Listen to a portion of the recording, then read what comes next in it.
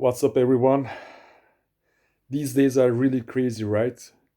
And I feel that time is accelerating.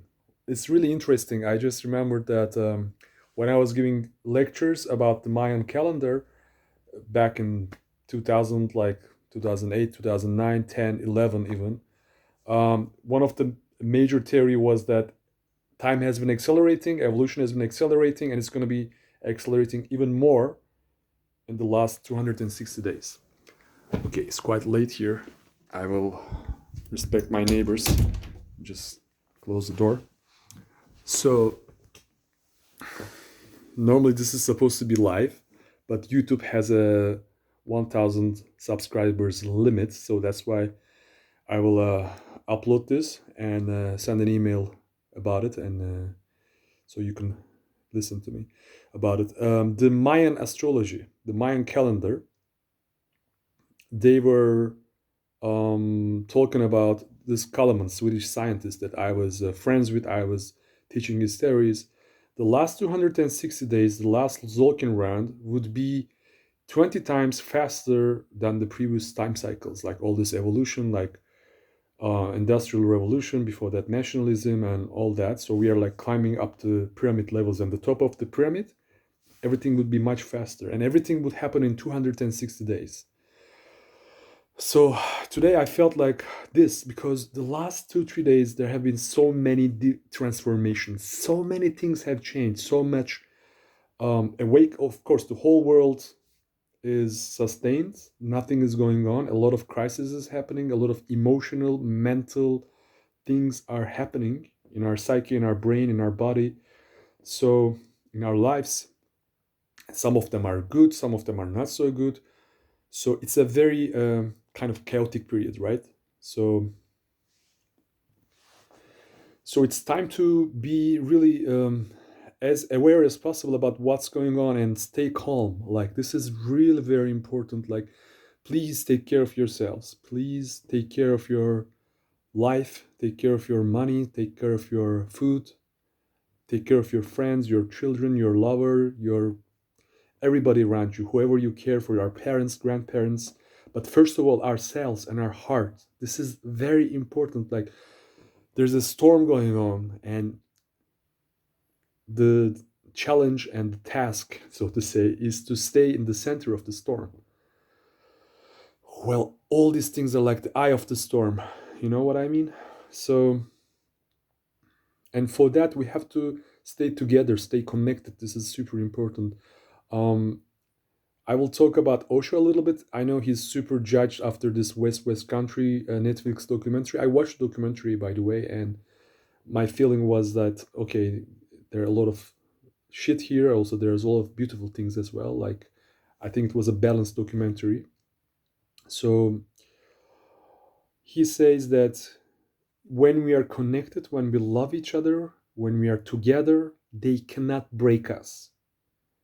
The power authorities, whatever this Illuminati or the secret governments, like all these power authorities that the conspiracy theorists are talking about, which I'm not sure they exist. Maybe they do. When you listen to David Icke, you are convinced that they exist, but not necessarily. Always let's listen to the indigenous tribes. Hopis released a very beautiful message, and they say the same thing with Osho. I mean, not the same thing, but in a similar way. Um, they say that they have been resisting oppression and discrimination and all the suffering and pain that they have been striving for hundreds of years by still dancing and making music and staying connected with nature and joy and celebrations and gatherings. So, and the Hopi tribe, this Hopi indigenous person, um, White Eagle, I think, is the name. She or he, I don't know which one. She's, I feel it's she, talking about how important this is. Like it's like they have been going through this. I mean, maybe it won't make sense to you so much that when I say that we're going to have a lot of difficult times, nothing will be as before, and for a lot of people, for majority of us, the upcoming time will be very painful and very, very difficult. And I have compassion for all those people, and maybe it will be me, people very close to me. I have a lot of compassion for people who are suffering. The moment the people who are dying, who are sick, who are suffering, or who are losing their loved ones because of COVID-19.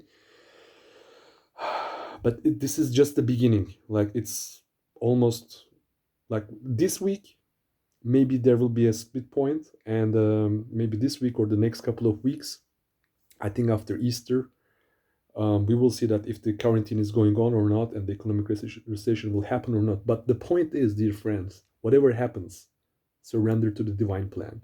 That's why I'm not a prophet. I don't have psychic visions. I don't have such an intuition. I don't have authority. Like, nobody gave me this power to speak like this. I'm just myself. I'm just sharing with you that we have to stay strong as much as possible. It's going to be very tough. But whatever happens has benefits as well. People are awakening. Just awaken. Don't judge people, please. Like, I like, when I say this, I am judgmental too, maybe a little bit, but this is really hurting my heart. On social media, I see people are fighting. There's not like a polarity between conspiracy theorists and non-conspiracy theorists.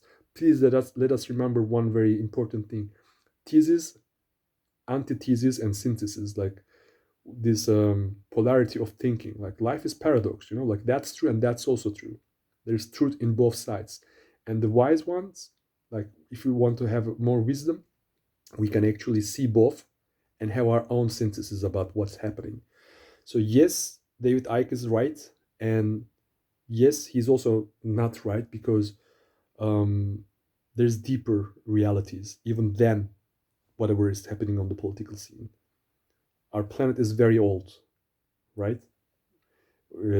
Before humanity, before Illuminati, before all that, our planet Earth has been living as a spirit, as a world spirit. Um, that's why indigenous tribes in Native America, South America, they call Mother Earth. It's our mother. We are born from it, and we have forgot our mother, and we have messed up relationship with our mother, like a child who has messed up relationship with her actual physical mother. Collectively, as humanity, we have also with the father as well. It's another issue. Um, we have to make peace with our parents, divine parents, and so sometimes, if we are like, what happens when the parents do with a child that's like too nasty, doing too many things, like eating junk food all the time? What a loving parent to just set some limitations, right? Okay, enough, stop, you can't do that anymore. And this is what is happening today. Like, some people see the virus as something like Mother Earth's Earth, or the planet's Earth, is reacting to humanity. Like this virus, like telling us, giving us a message. Enough of that. Take a look at here. We are messing up the planet, and this is what the Mayas, Don Alejandro was saying, that we are going through a purification, because we have a huge what's the opposite of purification? Toxification of the planet, contamination. And it's time to purify. Like, we have been toxifying, it's time to detox. And this detox is very, very difficult, because we are like a whole human being, and everything is connected to each other, and there are a lot of fear for transformation, letting go of the past. We are afraid, we are facing all our fears, and the sooner you face your fears, it's better for you.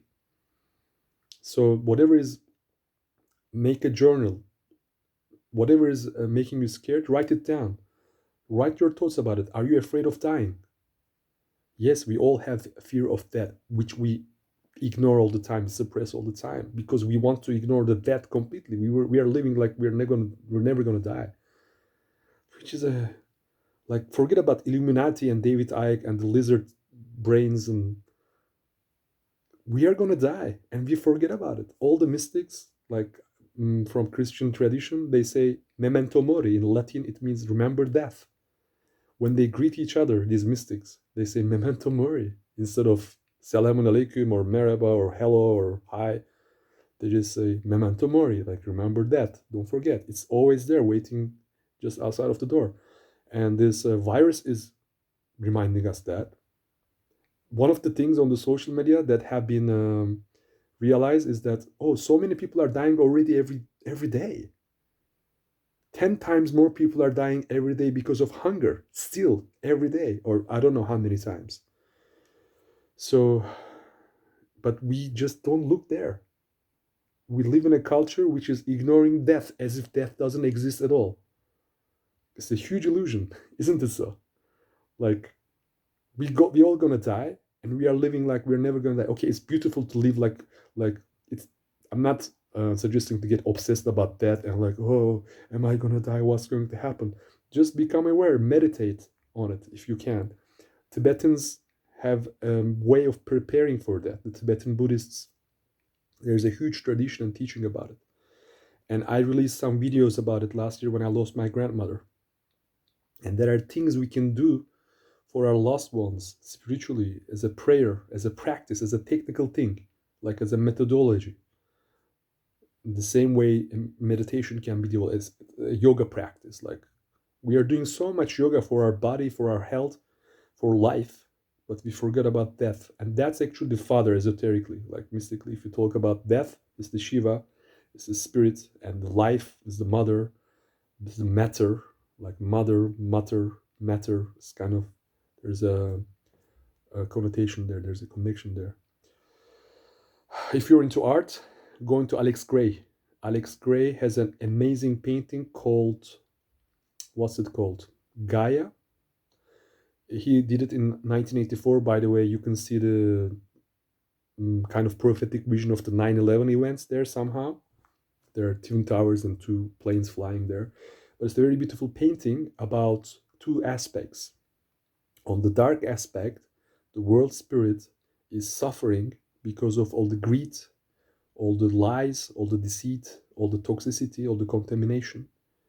But on the other hand, there is pure, innocent, ever refreshing, healing light side of humanity and all the nature and the Mother Earth as well. And he talks about in the description of his painting that Mother Earth, the spirit of world, will encourage and support the collective will of humanity. The more we are awakening to our will, that whatever conspiracy is happening, whatever higher power is manipulating us, with our will to, with a pure heart, open and connect with other fellow human beings around us, or they are distantly, maybe we can connect through organizations and internet, and we can learn permaculture. Like there's tons of things we can do with our collective will.